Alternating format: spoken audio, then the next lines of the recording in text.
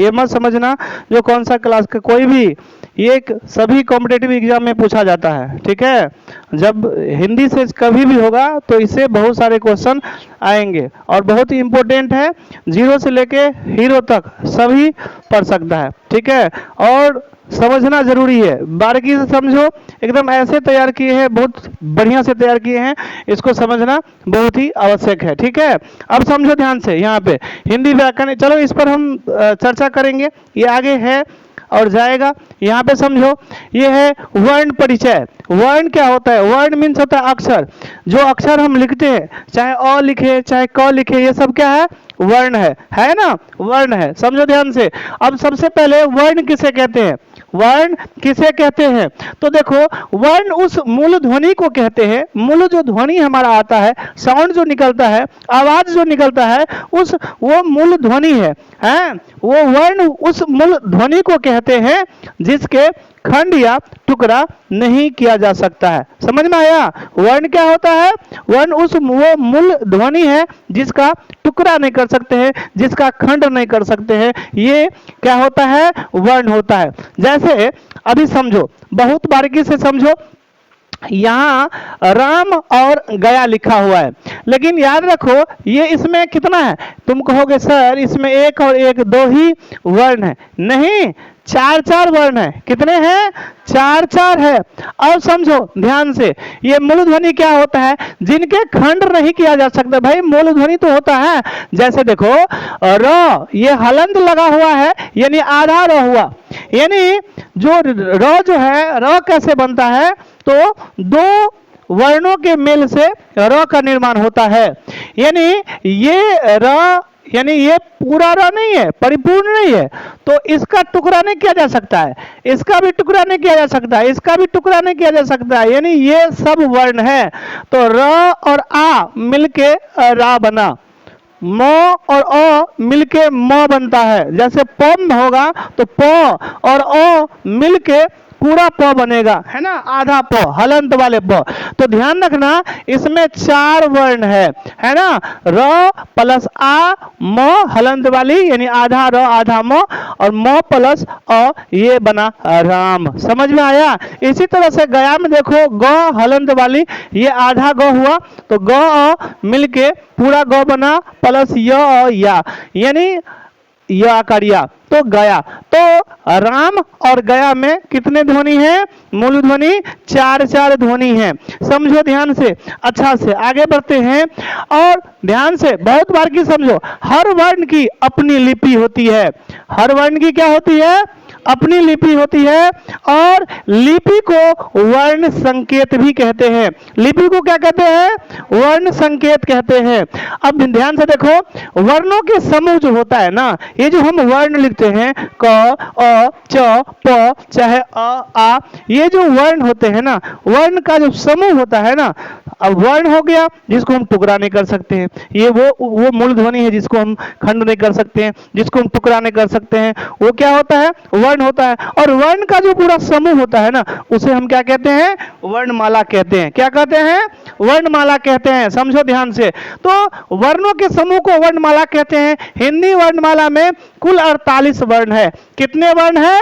हिंदी वर्णमाला में कुल 48 वर्ण है। इसे कितने भागों में बांटा गया है? दो भागों में बांटा गया है, जिसे स्वर वर्ण कहते हैं और दूसरा व्यंजन वर्ण कहते हैं। स्वर वर्ण जैसे अ, आ, हर्षी, दीर्घी, हर्षु, दीर्घु, री, ए, ऐ, ओ और औ, ये कुल मिला के 11 वर्ण स्वर वर्ण है।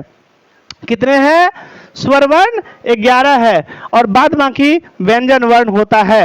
अब समझो बहुत ही ध्यान से, स्वर वर्ण, ये स्वर वर्ण जो हम बोले, जो वर्णमाला जो होते हैं उसको दो भागों में बांटा गया है, स्वर वर्ण और व्यंजन वर्ण। स्वर वर्ण क्या होता है? जिसे हम इंग्लिश में वॉवेल कहते हैं, और व्यंजन को कंसोनेंट कहते हैं अंग्रेजी में। वही चीज यहाँ है, हिंदी ग्रामर और इंग्लिश ग्रामर, यानी हिंदी व्याकरण और अंग्रेजी जो ग्रामर होते हैं वो लगभग जो है एक ही ट्रैक पे आगे बढ़ता है। कुछ कुछ चेंजेज है, वो चेंजेज है जब पढ़ोगे तो पता चलेगा। अभी जस्ट इंग्लिश ग्रामर पढ़ते हो और हिंदी व्याकरण अभी पढ़ा रहे हैं, उसमें देखना कुछ कुछ क्या होगा, मिलता जुलता है, वैसे ही आगे बढ़ रहा है और थोड़ा बहुत चेंज होता है। सुनो, स्वर क्या होता है, तो स्वर वर्ण की यदि परिभाषा बोलें तो स्वर उन वर्णों को कहते हैं जिनका उच्चारण किसी दूसरे वर्ण की सहायता के बिना होता है। इसके उच्चारण में कंठ तालु का उपयोग होता है। क्या बोले, जो स्वर वर्ण जो होता है वो स्वर वर्ण क्या होता है, तो स्वर वर्ण अपने आप में क्या होता है, ये किसी दूसरा का सहायता नहीं लेता है, किसी दूसरे वर्ण का सहायता नहीं लेता है। स्वर वर्ण जो है वो खुद ब खुद क्या होता है, वो डायरेक्ट जो वोकल साउंड होता है, डायरेक्ट आवाज निकलने वाले है, वो चीज होता है। अभी तो उसमें क्या होता है, कंठ तालु का उपयोग क्या करते हैं बुआ, होता है, और जीभ होठ का नहीं होता है स्वर वर्ण में। ओके, आगे बढ़ो ध्यान से।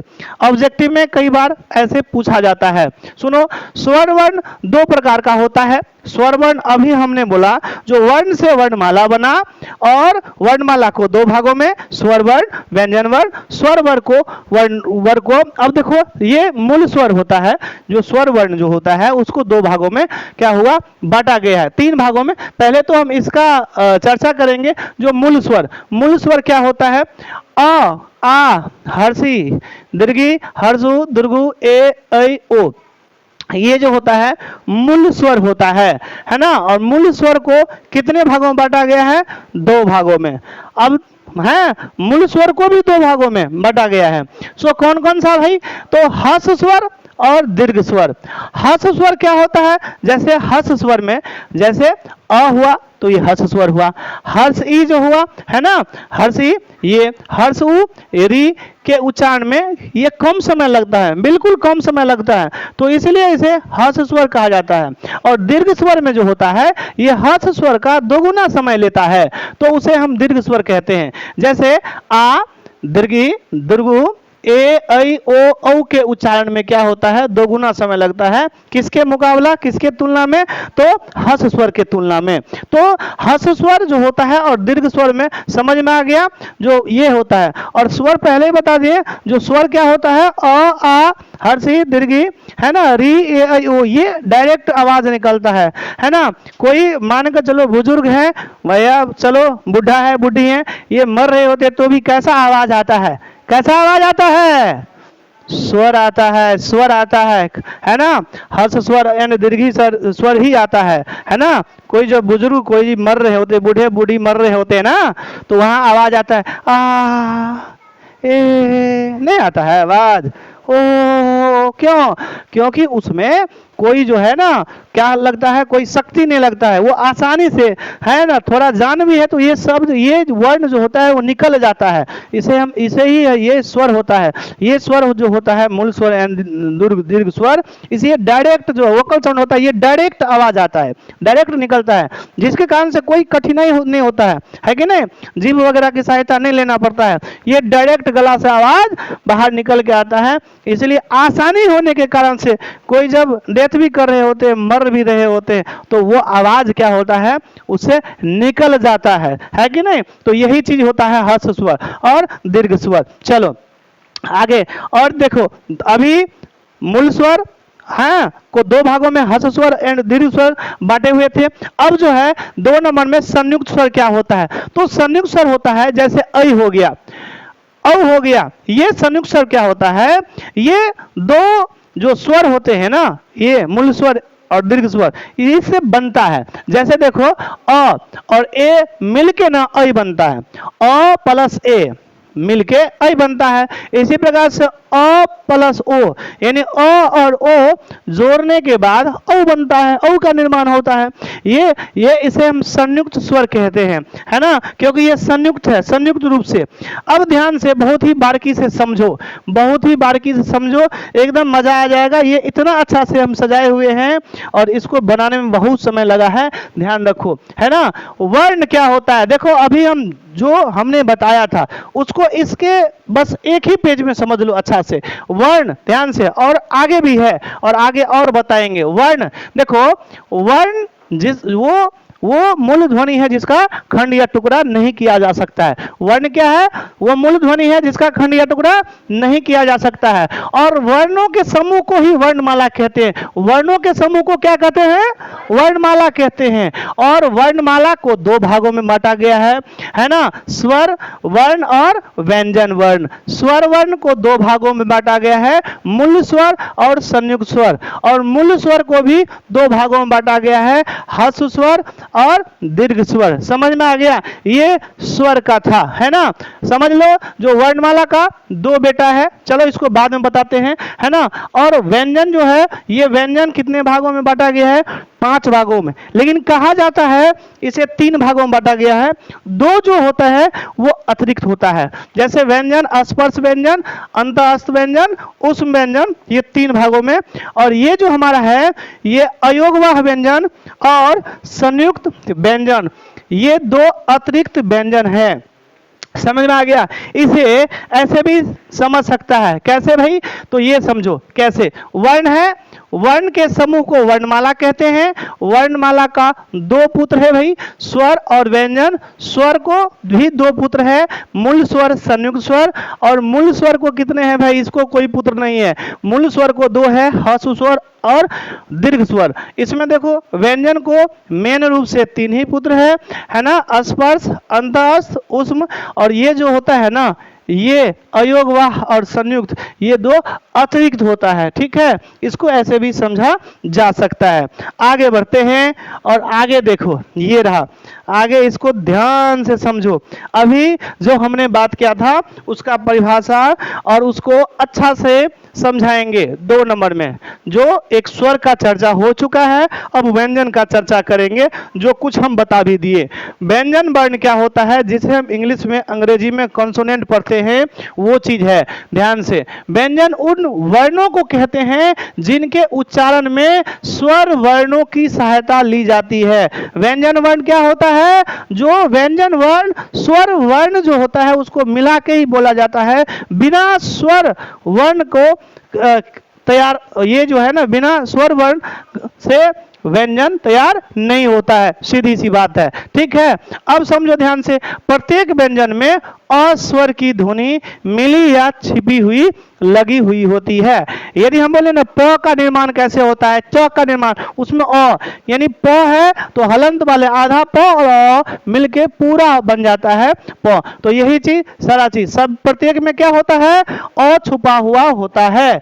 तो क से विसर्ग तक, या क्या बोले, क से लेके, यानी अ और ए वाले तो ये स्वर हो गया। बाद बाकी क ख से लेके और य ल तक जो भी होता है ना, क से विसर्ग तक सभी वर्ण व्यंजन है। प्रत्येक व्यंजन में अस्वर या छिपी हुई या मिली हुई होती। जैसे क कैसे बनता है? तो आधा क और यानी हलंत वाले तो क बना। जैसे ख कैसे बना? तो ख में अ लगाएंगे तो प कैसे बना? प आधा प और अ बन के पूरा प होता है ना। चलो, व्यंजन के मुख्य 3 भेद बता दिए हैं। व्यंजन के मुख्य क्या होते हैं भाई?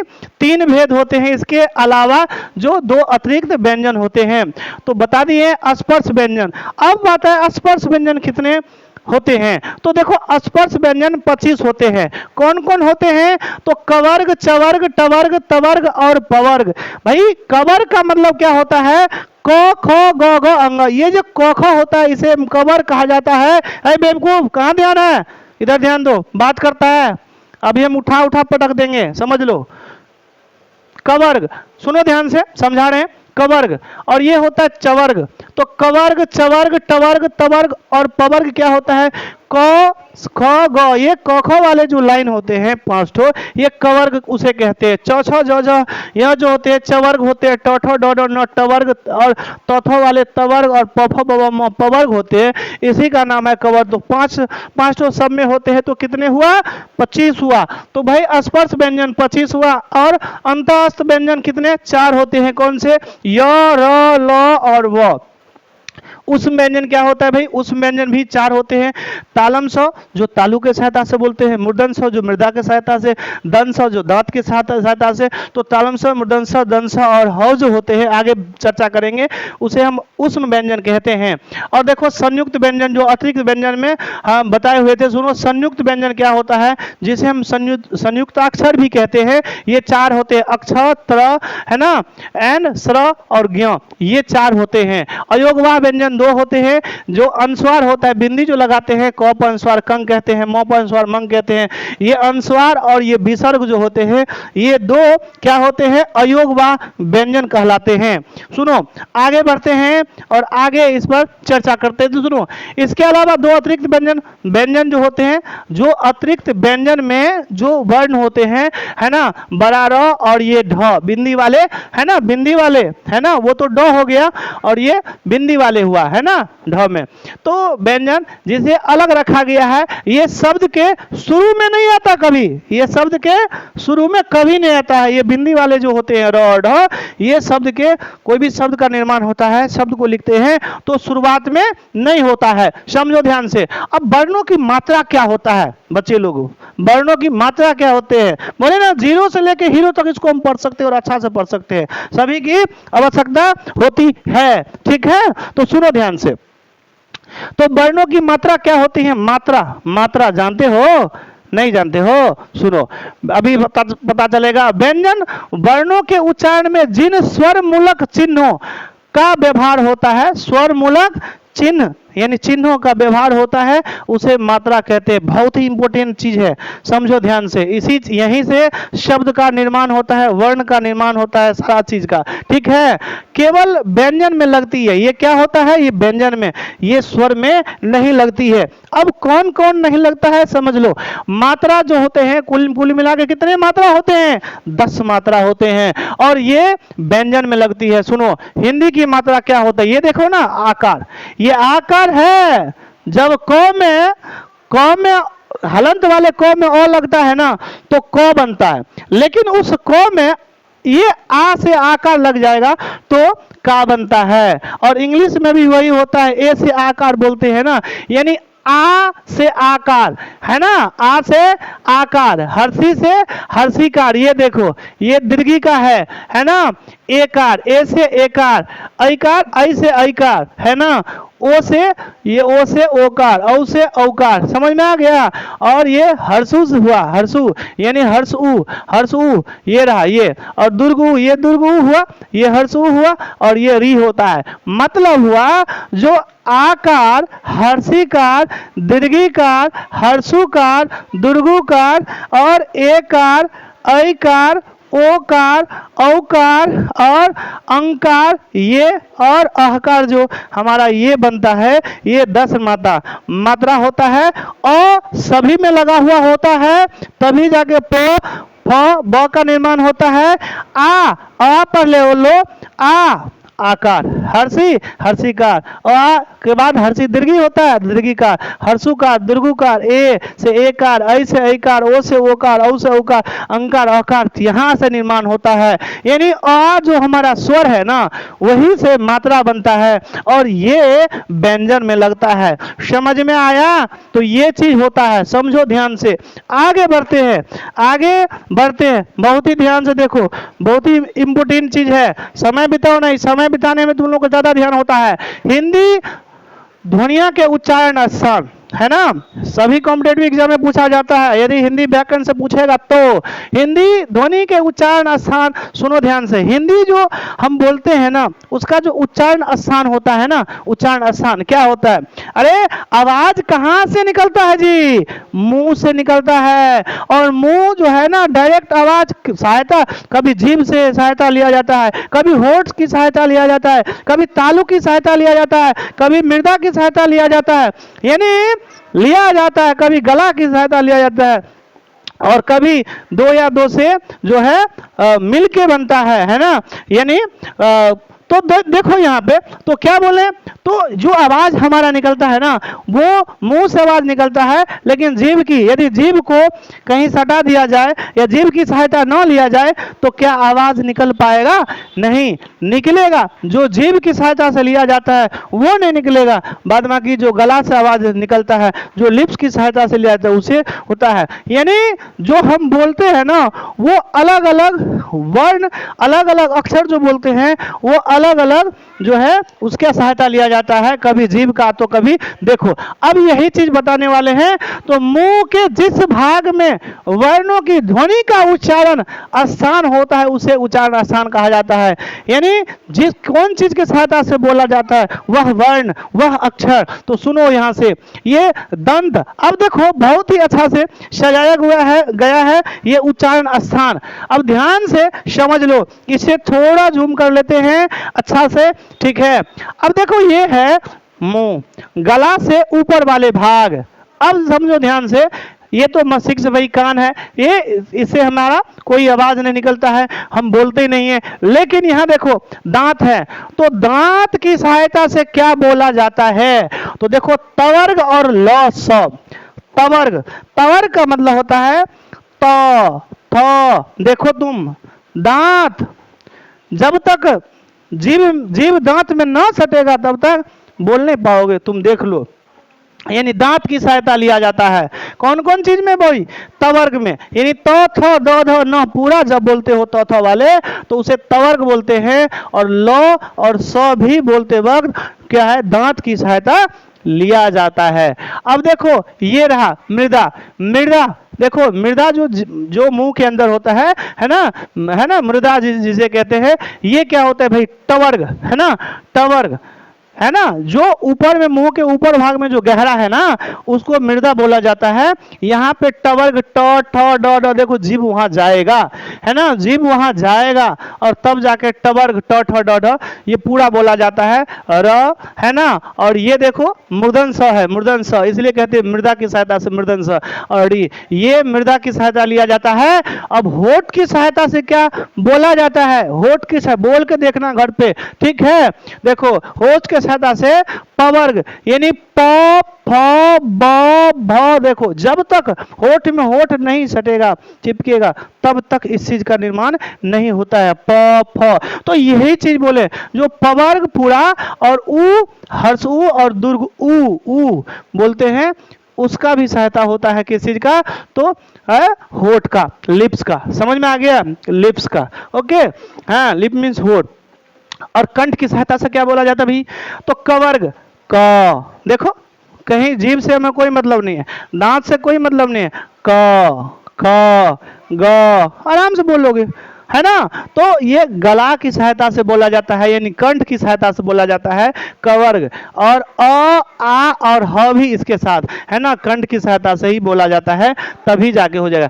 तालु की सहायता से क्या हो जाता है? चवर्ग च, है ना, ये जो भाग होता है तालु वाले ऊपर में, ये च छ ज वाले पूरा चवर्ग। और ये जो हमारा है तालम स बोलते हैं, क्योंकि ये तालु के सहायता से बोला जाता है, इसलिए तालम स बोले जाते हैं, है ना। तो इसके सहायता से चलो आगे बढ़ जाते हैं, ठीक है।